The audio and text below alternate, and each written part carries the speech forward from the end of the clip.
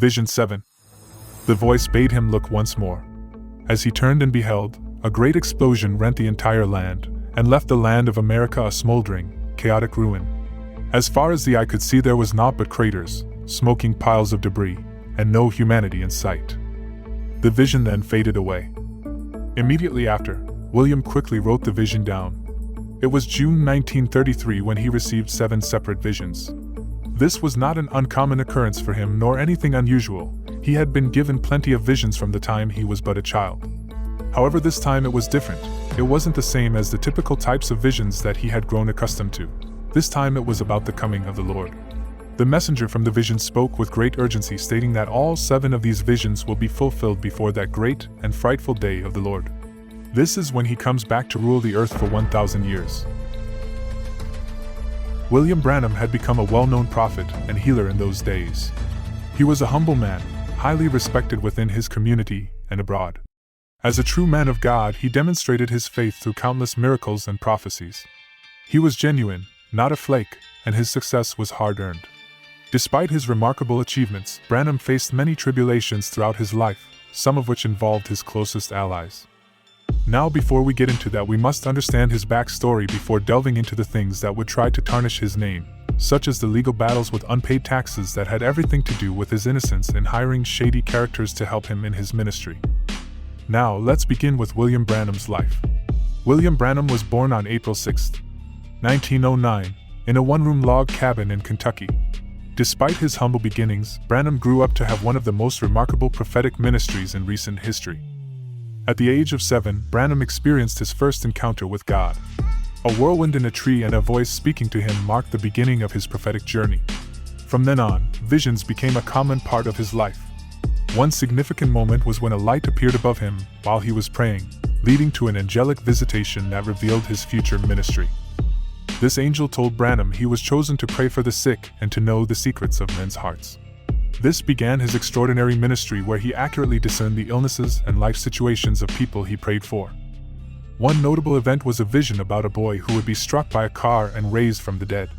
This vision came true while Branham was in Finland, confirming his prophetic gift and ministry.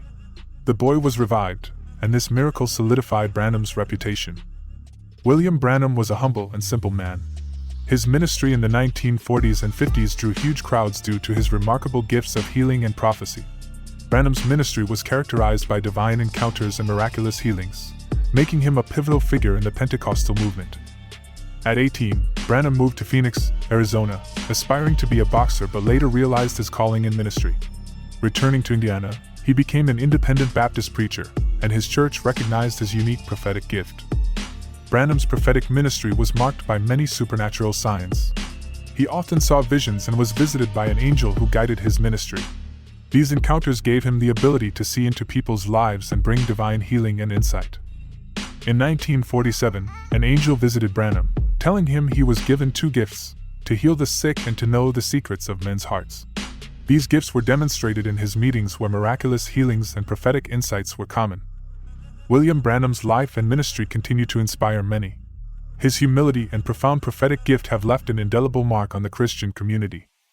Branham's ministry was supported by significant figures like Gordon Lindsay, who helped manage his ministry and documented his life and works. Together, they expanded Branham's reach and influence, ensuring that his prophetic messages were shared widely. Branham's prophetic insights and healing ministry drew thousands. Despite the demands of fame, he remained dedicated to his calling, often going to great lengths to maintain his personal peace and connection with God.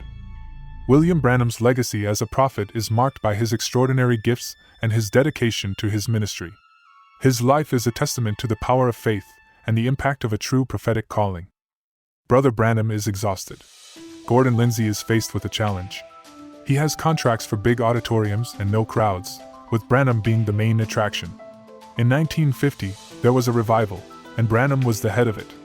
However, by this time, Oral Roberts had come onto the scene with his healing ministry, and there was a move of God known as the Voice of Healing Revival. Over 150 different tent healing preachers were running all over America during the 50s and early 60s. Gordon Lindsay called together different preachers to let them preach and pray for the sick, thus avoiding financial ruin.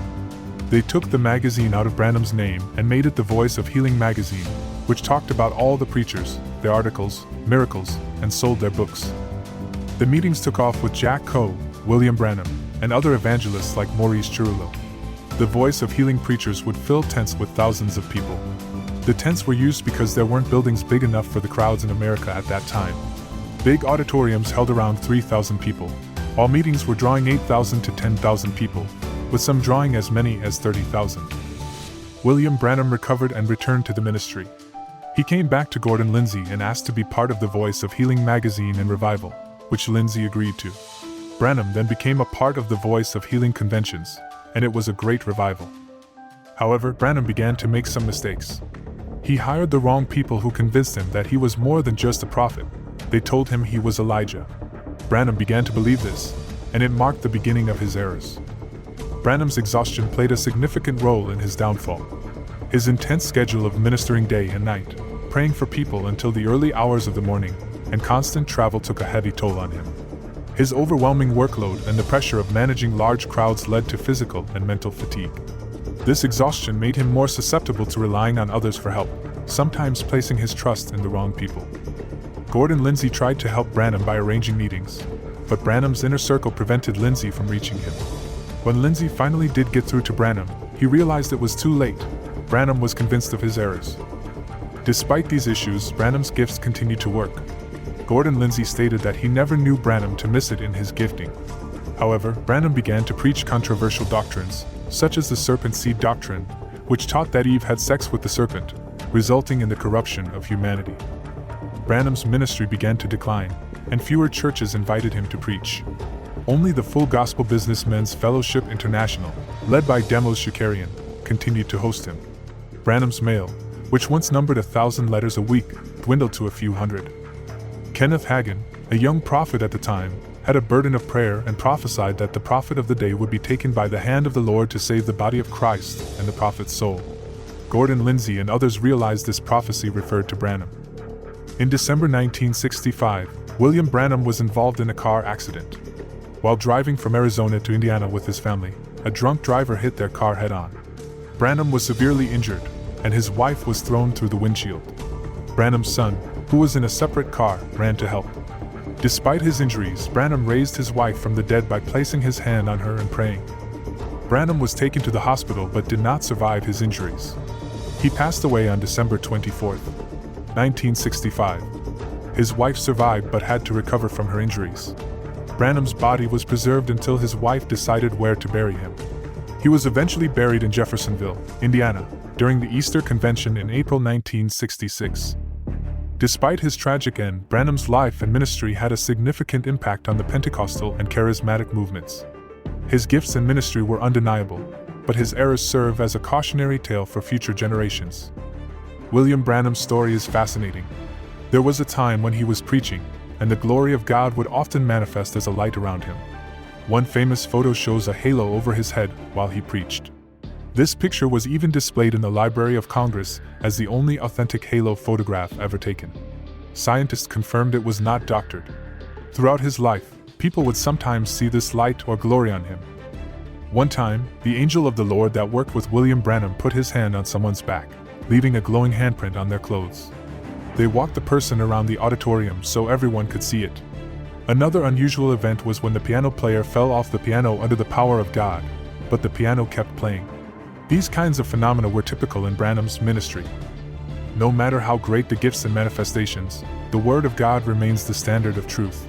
Branham's ministry was marked by remarkable gifts, but it's important to measure everything against the Word. His visions and insights were extraordinary, but the Bible is our guide. Branham often had visions and could reveal people's secrets, affirming the presence and power of God. Despite his gifts, he faced significant challenges. There is a saying that describes William Branham's life and all of mankind, that is, if we were to be honest with ourselves. The saying is simple and everybody has heard it, but do we put it ahead of ourselves when dealing with one another? The poet Alexander Pope in 1711 said, "To err is human and to be human is to err." Do you agree? The Bible even supports this view. In Romans 3 verse 12 it says, "All have turned away, they have together become worthless. There is no one who does good, not even one." So in that light, it is fair to say that everybody makes mistakes and always will. This is why we needed a Savior in the first place. If we can embrace this thinking, then perhaps we can take it easy on ourselves and one another. Perfection is impossible, but go ahead and try. It is the most boring thing you can be, so go ahead and mess up big time. Or you can strive for continuous improvement instead of perfection. Thank you for watching another random video. We will see you all in the next one. Have a good day.